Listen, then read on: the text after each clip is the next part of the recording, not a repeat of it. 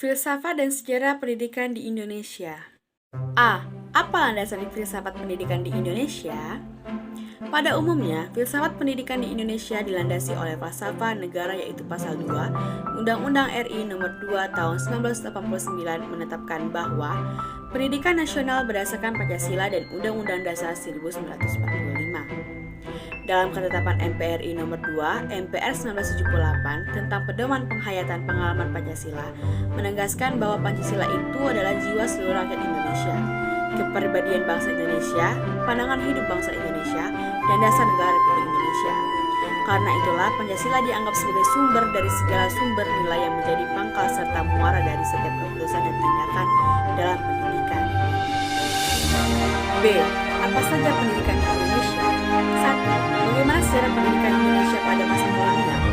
Sebenarnya, pendidikan di Indonesia sudah dimulai dari zaman penjajahan Belanda. Awal dari dimulai dan perkembangan pendidikan di Indonesia itu adalah saat Belanda kesulitan keuangan akibat peperangan di Ponorogo. Sehingga untuk mensiasati masalah tersebut, Belanda menerapkan kerja paksa. 2. Aliran pokok pendidikan apa yang ada di Indonesia? Aliran pendidikan yang berkembang di Indonesia sangat banyak, tapi yang paling pokok adalah pendidikan taman siswa dan pendidikan MIS. Karena latar belakang dan kepentingan pendirian kedua aliran ini digunakan untuk semua bangsa secara umum. 3. Bagaimana pendidikan di Indonesia setelah kemerdekaan? A. Apa tujuan kurikulum pendidikan? Tujuan pendidikan Indonesia semakin mengalami keperluasan, tidak lagi semata digunakan untuk menekan jiwa patriotisme.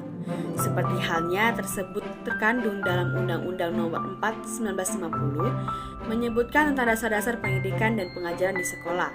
Tujuan pendidikan dan pengajaran ialah membentuk manusia yang cukup dan warna negara yang demokratis, secara bertanggung jawab tentang kesejahteraan masyarakat tanah dan air. B. Apa sistem persekolahan yang digunakan? Sebenarnya pada masa awal kemerdekaan, sistem pendidikan yang digunakan masih melanjutkan sistem yang dibuat oleh Jepang. Sistem yang dimaksud adalah pendidikan rendah, pendidikan menengah, dan pendidikan tinggi.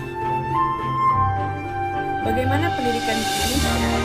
Pendidikan di Indonesia selama PJJ ini mengalami pembangunan jangka panjang meliputi 5 pelita, yaitu pelita 1 sampai 5 yang dimulai pada tahun 1969 sampai 1970 hingga tahun 1963 sampai 1994. Selama kurun waktu tersebut, pendidikan Indonesia banyak mengalami kemajuan, ditandainya dengan semakin luasnya kesempatan untuk memperoleh pendidikan pada semua jenjang pendidikan, meningkatnya jumlah sarana dan prasarana pendidikan yang tersedia serta tenaga yang terlibat dalam pendidikan, meningkatnya mutu pendidikan, semakin mantapnya sistem pendidikan nasional.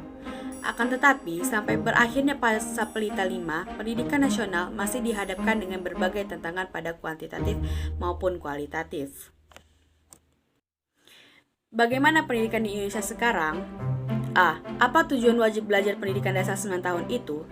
Wajib belajar pendidikan dasar 9 tahun mempunyai 2 tujuan utama yang berkaitan satu sama lain.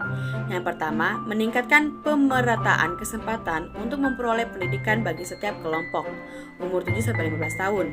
Kedua, untuk meningkatkan mutu sumber daya manusia se-Indonesia sehingga mencapai SLTP.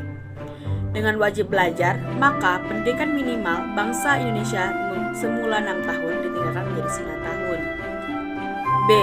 Kapan pelaksanaan kurikulum 1994? Pelaksanaan kurikulum 1994 dimulai secara bertahap, yaitu dari tahun ajaran 1994-1995. Kurikulum 1994 disusun dengan maksud agar prospek pendidikan dapat menyesuaikan dengan tantangan yang terus berkembang, sehingga mutu pendidikan akan terus meningkat. C. Apa saja kurikulum yang pernah berlaku di Indonesia? Dalam sejarah pendidikan Indonesia, Kementerian Pendidikan dan Kebudayaan atau Kemendikbud telah melakukan 11 kali pergantian kurikulum pendidikan di Indonesia dalam rentang waktu 1947 sampai 2013.